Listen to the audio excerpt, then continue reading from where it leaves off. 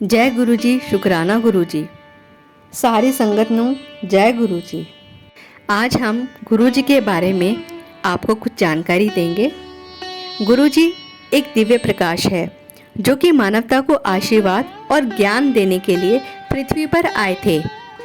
पंजाब के मलेरकोटला जिले के डूगरी गांव में 7 जुलाई 1954 के सूर्योदय ने गुरु जी के जन्म की घोषणा की। गुरुजी ने अपना प्रारंभिक जीवन डूगरी के आसपास ही बिताया।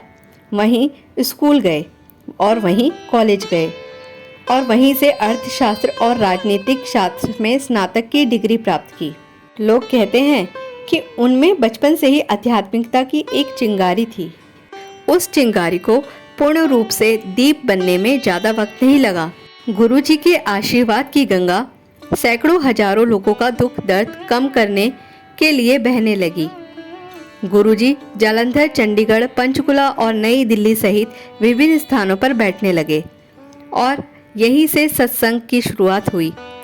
यहाँ उनका आशीर्वाद लेने के लिए भारत और दुनिया के अन्य भागों से दूर दूर से लोग आते थे। गुरुजी के सत्संग में चाय और लंगर प्रसाद दिया जाता था, जिनमें गुरुजी का विशेष दिव्य आशीर्वाद और दिव्य शक्ति होती थी। भक्तों को गुरुजी की कृपा का अनुभव विभिन्न रूपों से हुआ। असाध्य रोग दूर हुए और तमाम सारी समस्याएं आर्थिक, मानसिक, शारीरिक, कानूनी आदि हल हुई। कुछ भक्तों को तो देवताओं के दिव्य दर्शन भी हुए। गुरुजी के लिए कुछ भी असंभव नहीं था, क्योंकि उन्होंने ही भाग्य लिखा था और उसे वह बदल भी सकते थे।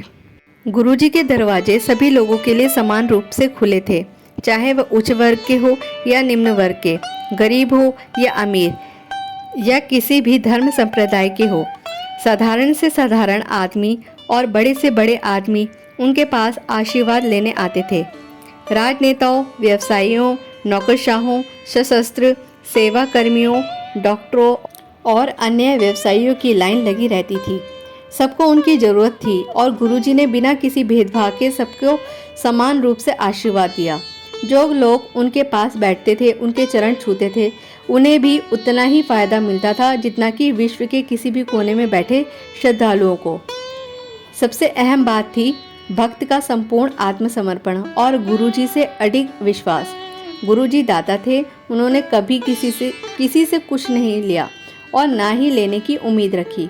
गुरुजी कहते थे कल्याण कर दिता, और वो ये भी कहते थे कि मेरा आशीर्वाद तुम्हारे साथ हमेशा रहेगा।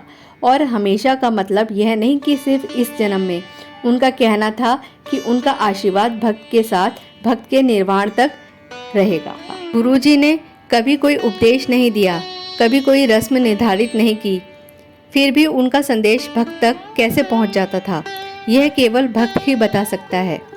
इस विशेष संबंध से भक्त को न केवल खुशी और फुर्ती मिलती थी, बल्कि इसकी वजह से भक्त में एक गहरा बदलाव भी आता था। भक्त एक ऐसे स्तर पर पहुंच जाता था जहां आनंद, तृप्ति और शांति एक साथ आसानी से मिल जाते थे। गुरुजी के चारों ओर दिव्य सुगंध रहती थी, मानो गुलाब के फूल खिले हों। आज भी उनकी खुशबू उनके भक्तों को गुरुजी के होने का एहसास दिलाती है। 31 मई 2007 को गुरुजी ने महासमाधि ली। उन्होंने कोई उत्तराधिकारी नहीं छोड़ा, क्योंकि दिव्य प्रकाश का कोई उत्तराधिकारी नहीं होता। उनका कहना था कि भक्त को गुरुजी से सीधे जुड़ना चाहिए, और वो भी प्रार्थना और ध्यान के माध्यम से। गुरुजी का एक मंदिर है जो कि बड़े मंदिर के नाम से जाना जाता है। यह मंदिर दक्षिण दिल्ली में भाटी माइंस के पास है। आज जब गुरुजी अपने नश्वर रूप में नहीं हैं, उनका आशीर्वाद पहले ही की तरह प्रभावी और शक्तिशाली है, और उन सब पर भी उनकी समान अनुकंपा है जो उनसे कभी मिले ही नहीं। जय गुरुजी, शुकराना गुरुजी, अनंतम अनंतम शुकराना गुरुजी। अभी आपने सुना गुरुजी के बारे में थोड़ी सी जानकारी। और भी आगे जानकारी जानने के लिए हमारा चैनल महाशिव गुरुजी सत्संग सब्सक्राइब करें। बेल आइकन ज़रूर दबाएं, जिससे आपको आने वाले न्यू अपडेट्स मिलते रहें। मेरे और मेरे चैनल की तरफ से आप सभी संगत नु जय गुरुजी, शुकराना गुरुजी, अनंतम अनंतम शुकराना गुरुजी।